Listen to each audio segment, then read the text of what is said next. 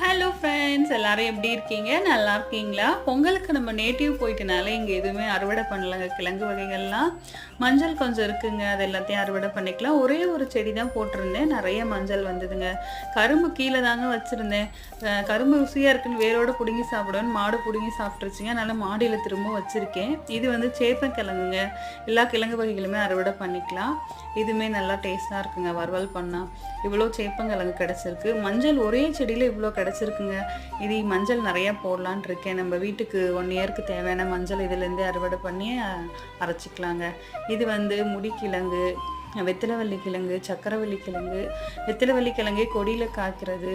அதனால் இவ்வளோ கிழங்கு வகைகள் அறுவடை பண்ணியிருக்கோம். ஏற்கனவே வந்து வெத்திலவள்ளி கிழங்கு ஒன்று பெருசாக அறுவடை பண்ணியாச்சுங்க. பொங்கலுக்கான அறுவடையை இப்போ தான் லேட்டாக அறுவடை பண்ணியிருக்கோம்.